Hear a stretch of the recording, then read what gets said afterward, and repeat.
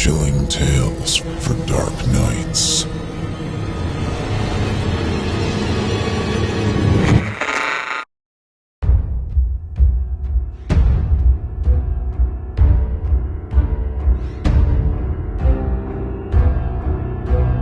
The Boxborn Wraith by Kevin David Anderson.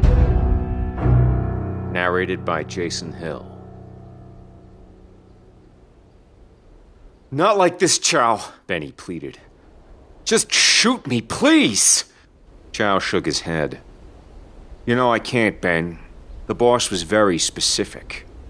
Now get in the goddamn box. Benny gazed down at the 6-foot-long wooded crate at the bottom of the shallow grave. It looked to be hurried work. Imperfect corners, protruding nails. Chow's men weren't carpenters. They were killers. And this box, with all its imperfections, buried in the middle of an old graveyard, was Benny's coffin. He knew it was pointless to beg, but Benny didn't know what else to do. Please, Chow, not alive. Don't bury me alive. Jump down there, you skimming bastard, or I'm gonna blow your kneecaps off. Chow aimed his gun at Benny's legs. If you don't panic, you got about 24 hours of air. You really want to spend that time in agony? Benny considered for a second, but before he decided, one of Chow's men pushed him in. He landed on his feet and stood up fast, the top of the grave coming to his chest. Benny's heart pounded, and even in the cool October night, his black hair was matted with sweat. Chow knelt down. You know, the boss owns this old boneyard. Bought it a year back when the last vacancy filled. He thought it'd be a nice place to bury the trash, Benny. You'll be the first. Benny looked out at the gravestones jutting up from a thin layer of fog. Orange moonlight shimmered off 100 forgotten epitaphs. The only earthborn sources of light came from the porches outside the cemetery. Jack-o'-lanterns burned brightly in the surrounding neighborhood. And as Benny was about to start begging again, he caught a glint of movement in the distance. Chow saw it too, and Benny felt the muzzle of the revolver pressed up to his jaw. Go ahead, Ben. Call out. Benny gazed at the trick-or-treaters skipping along the sidewalk outside the cemetery, a small group of parents close in tow. Make one sound and I'll blow your mouth clean off. Then I'll have to go kill some kids. You don't want to go down like that, Ben. And I ain't in no mood to kill kids. Benny opened his mouth. Chow leaned closer. Then, maybe, when that is done, I go pay a little visit to your house, Benny boy. Say hello to that nice wife and kid of yours. Where is he tonight, Ben? Out trick-or-treating? Benny grabbed Chow's collar. You stay away from my family, you son of a bitch! Chow pointed the gun into Benny's grave. Get in the box, and they'll be fine. Benny knew far too well that Chow didn't make threats. He made promises. The sadistic pig would have no problem abusing his family while Benny slowly suffocated. Sighing, Benny let his hands fall to his side, gazed down at the place where he was meant to die. It was cold, hard, and dark. That a boy. Now lie down and let's get this done. Benny lowered himself down and the darkness swept over him like a blanket. Chow, let me have a light. Chow kicked some dirt into the grave, landing on Benny's chest. Won't change nothing. I don't want to die in the dark. Chow pulled a flashlight from his back pocket and tossed it down. We all die in the dark, Benny. Fumbling with the flashlight, Benny pulled it to his chest as Chow's men threw down the lid. One of them jumped in the hole to hammer in the nails. Benny placed his hands on the lid as it was slid into place. Then he lifted his head and peered through the cracks. Chow stood, holstered his gun, and turned to go. Hey, Chow, Benny called. Yeah? Benny clenched his teeth. If I ever see you again... Chow smiled. You won't. Benny closed his eyes as the first nail was put in place. He managed to make it through the hammering okay, staying calm, retreating into thoughts of his wife and son. But when the dirt started to fall in loud clumps, Benny started to lose control. His body shook, and he started pounding, then clawing at the lid. Wooded shards broke loose and stabbed the tender skin under his nails. Blood ran down his fingers as the sound of falling dirt became distant, replaced by the creaking of wood making up his coffin. He placed his hands flat on the lid, realizing that it was bowing inward from the weight of the dirt. For some reason, he started to laugh, thinking that the lid might implode and crush him. But after a few still moments, Benny realized he wasn't going to be that lucky. The smell of earth, sweat, and freshly cut wood filled his nostrils as he tried to take slow breaths. With no place to go, the sounds of his breathing bounce around the box like a trapped bat, amplifying his panic, feeding his dread. Benny tried to occupy his mind and not think about his itching neck or his aching legs. He desperately wanted to bend his knees, just for a few seconds, and the fact that he couldn't was maddening. He pounded the lid with his fists and screamed, then heard the faint sounds of someone sobbing. And as he pressed his forehead at the top of the box, he realized the sobbing was his. His echoing cries continued for 20 minutes. Then, energy spent, he passed out. He awoke with a jolt, trying to sit up, and smacked his head on the unforgiving wood. An instant reminder that the nightmare of being buried alive hadn't been a nightmare at all. He moved the light so he could see his watch. Just past midnight. He'd been buried for 4 hours. 20 hours to go, he thought. I can do this. I can do this. Just make it through the next 20 hours without losing my mind. And...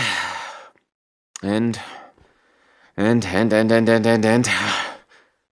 distant sound seized his attention. Benny held his breath, straining to hear it again. He pressed his ear to the lid, and there it was again. A faint, digging sound. Someone was digging. I'm in... He tried to call out, but his previous screams had strained his voice. It had to be Chow digging him up, Benny thought. Maybe the boss just wanted to teach him a lesson. Seemed a bit extreme, but the digging got closer. Or maybe it was teenagers out on a dare, digging up a fresh grave. Yeah, that might be it. It's the kind of Halloween stunt he'd have pulled as a kid. Right? Benny pounded on the lid again. Here! I'm in here! But even before the echo of his voice had faded, he noticed something very, very wrong with the sound of the dirt being moved. It was getting closer, more hurried, and it seemed only a few feet away. But the closer it got, the more wrong it seemed. It wasn't until Benny turned his head and pressed an ear at the bottom of the box that he realized what it was. The digging wasn't coming from above. It was coming from below. Oh, Jesus, Benny cried, gripping the flashlight, shining its beam around the box. He could feel dirt fall away beneath him, the bottom of the box sagging downward, hanging over a black hole in the earth. Something scraped on the bottom and Benny jumped. He squirmed, trying to roll to his side, but before he could, something clawed its way down the length of the coffin. Benny froze, taking a deep breath. He turned his head to the side, aiming the light into the widest seam in the box. The beam bounced off a dirt wall a few feet away, and he saw deep claw marks in its surface. He could hear movement outside, accompanying his panicked breathing, but every time he chased it down with his flashlight, there was nothing. Then, like earthworms caressing his skin, he felt warm air on the back of his neck. Something very close exhaled. Pulse pounding, he whirled around, eyes wide. He was terrified to see something from outside glaring in. Large, white eyes with thick eyelids of pale skin blinked, and then narrowed curiously. Benny kicked the box. Get away! He reared for another kick, but a dozen clawed hands burst through the box, seized every limb, then pulled him screaming downwards. His head slammed hard into the dirt as bits of wood rained down around him. He blinked a few minutes and got his focus, instantly wishing he hadn't. A dozen golf ball-sized eyes set inside hideous faces surrounded him. Before Benny took a breath, he felt clawed hands grab his shirt. The creature pulled Benny's face in close, sniffing him through a pair of slits below its wide eyes. It then howled angrily and pushed Benny away. Some of the other creatures moved away in revulsion. Some looked angry, and one just stared, astonished. Sitting up, Benny took a good look at his captors. Their long arms allowed them simian-like movements, reaching forward on worn knuckles and swinging their legs underneath. If it wasn't for their long, noseless faces and the bald skin that hung off them like a sharp haze, Benny would have thought them hairless chimps. A few of the creatures wore clothes, not for function, more for decoration. Benny cringed in horror, recognizing several popular tattoo patterns on their garments, realizing their clothes were fashioned entirely of human skin.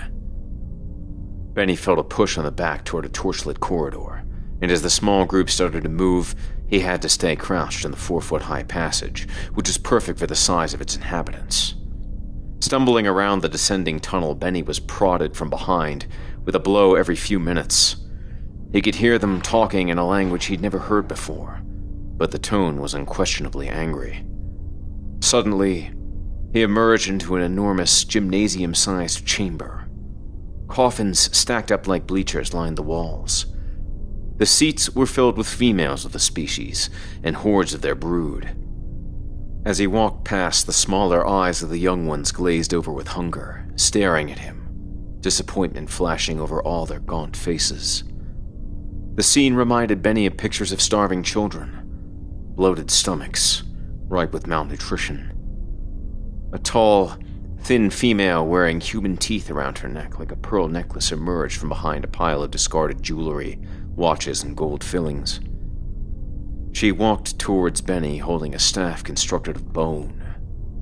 The others cleared a path, and Benny tried to stand up straight. She tapped his chest with the staff, then placed a hand over his heart.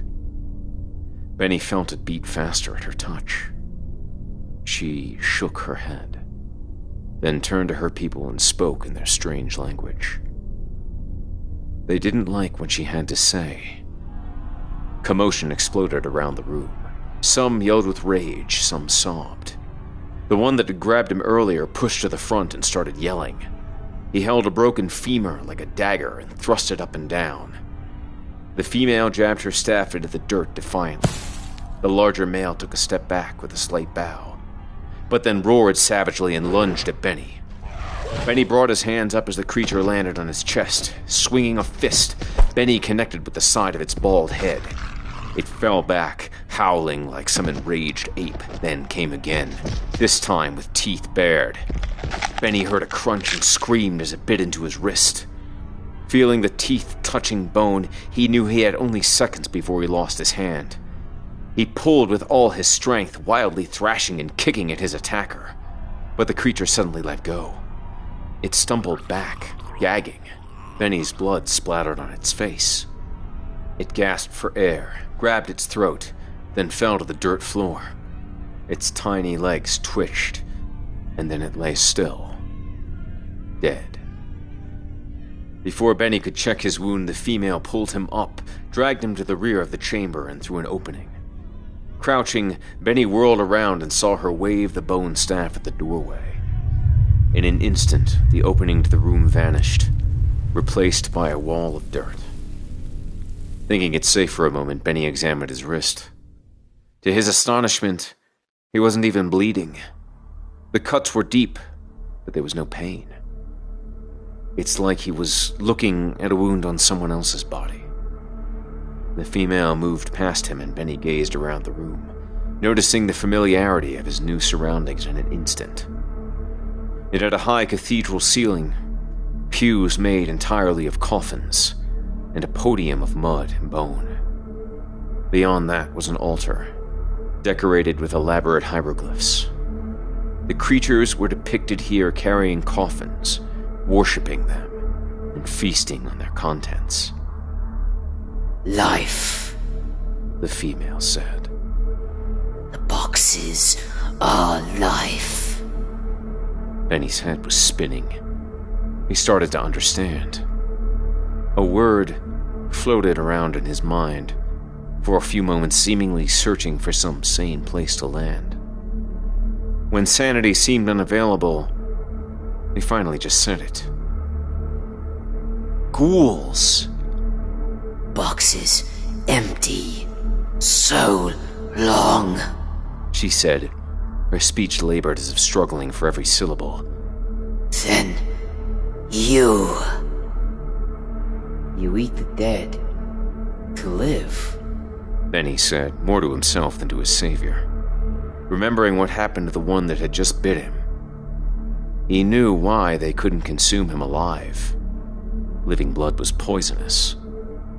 But why don't you just kill me and eat me after? He said. I mean, you're ghouls, right? She thrust the staff past the altar toward a mud statue of a female, arms spread wide, reaching for the surface.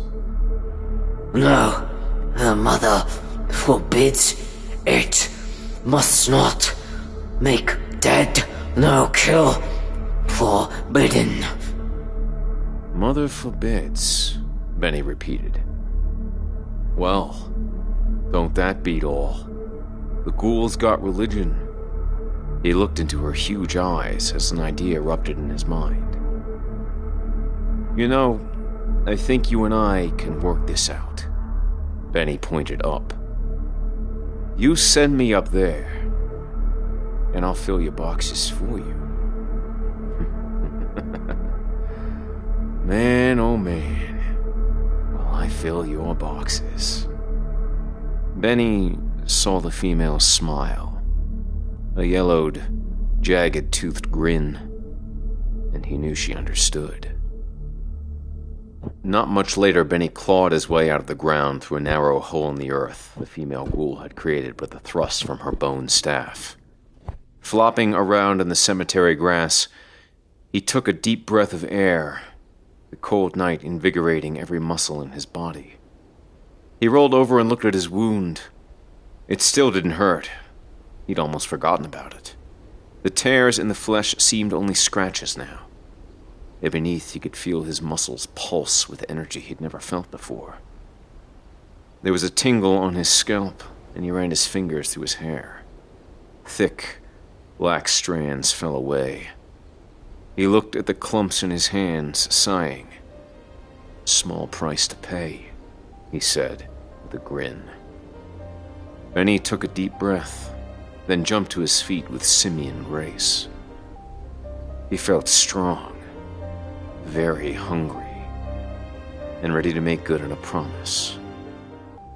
He didn't know what he was becoming, but he did know that Chow would be the first to find out.